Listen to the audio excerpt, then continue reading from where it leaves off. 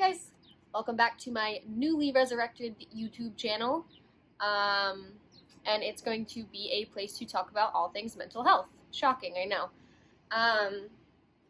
So I figured for my first video, being that it's Mental Health Awareness Month, May, I would kind of talk about why the fuck I'm sitting here talking about this. So I decided that it would be a good time to tell my own story and kind of why I am where I am and why I feel it's so important to talk about all of this. I had a really rough upbringing, and I probably felt like unnecessarily and so sad for the first time when I was like 10, and I always attributed my sadness and my feelings to my situation, and I spent the majority of my life surrounded by people who told me I wasn't going to be anything and told me I wasn't worth anything, told me I wasn't going anywhere. And as a kid, you spend so long hearing those things that unfortunately you kind of start to believe them yourself. And I definitely had given up on myself by the time I got to high school. I didn't think that I had anything to offer. I didn't think that I was important or wanted or needed. And I was really lucky. I was lucky enough to have my high school guidance counselor, who's literally like my mom, and she was my rock. She was my family when I didn't have one. She was everything, and she took care of me, and she instilled in me that you can take everything that happens to you and you can let it break you, or you can let it fuel you. And I never wanted to go to college. I never wanted to make anything of myself. I consistently said to her, it doesn't matter because I'm not going to make it to graduation anyways. Those were some of the hardest years of my life, and I was extremely lucky to have someone pushing me, because without her, I can easily say that I would not be here. She has saved my life on multiple occasions, and as a kid, I would have never gone to a private practice. I would have never made it there, and I think that has really influenced what I want to do with my life because of her.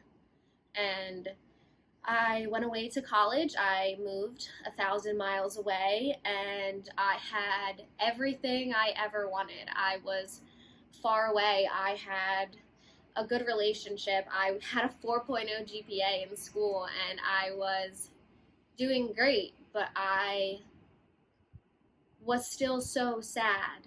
And I was kind of when it clicked, like, okay, my sadness is not situational. It's not because of where I am or who I'm with. It's a chemical imbalance in my brain. But I didn't do anything about it. I didn't go to therapy. I didn't get treatment. I didn't do anything. And when I came home and I was 19, I was in shambles. My life, I didn't want it anymore. I had no will to live, and I spent a good amount of time in treatment, and then it just kind of clicked for me. Like, hey, it's okay to need help. It's okay to have to talk about this. It's okay to need medication and to lean on the people around you. And I spent so long suffering alone and suffering in silence, because that's what society tells you have to do. Society tells you that you can't talk about this. And there is no reason that 19-year-old me should have thought that her life wasn't worth anything. There is no reason that someone should want to take their own life before it even begins. And I cannot stress that enough, simply because I didn't feel like I could talk about the things that were going on inside of my head. That blows my mind. And I never, ever want to feel like anyone I know or anyone that I have come in contact with thinks that they can't talk about it, because it's literally the most important thing. So I kind of wanted to create this space where it was okay to talk about everything going on. And I've used my social media as a place to talk about this before, but I just thought that maybe resurrecting this channel and using it to talk about it a little bit more and more in depth would be a good idea for me. And going to therapy and getting help, it changed my life. And don't get me wrong, it's not all rainbows and butterflies, and I have had a ton of mental breakdowns and a ton of bad days since, and it's hard, it's not easy, and you have to wake up every single day and still try to find the will to get out of bed when you don't have it. But I will say that it's easier now. I have coping mechanisms, and I have medication, and I have a voice. And I think that that is the most important thing, that I feel comfortable for the most part speaking up and saying, hey, I'm just not okay today, and this is what I need. This is what I need to do for me.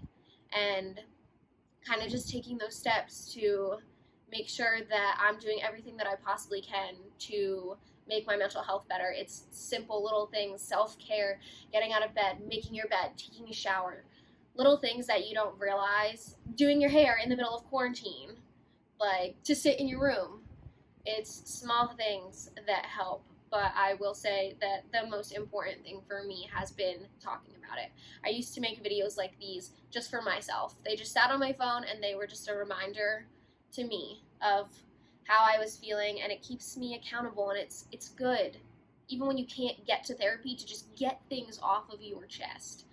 So I think that it's really important. I mean, I'm 23 years old now. I am a diagnosed bipolar 2 individual, and I am figuring it out every day, and I am going to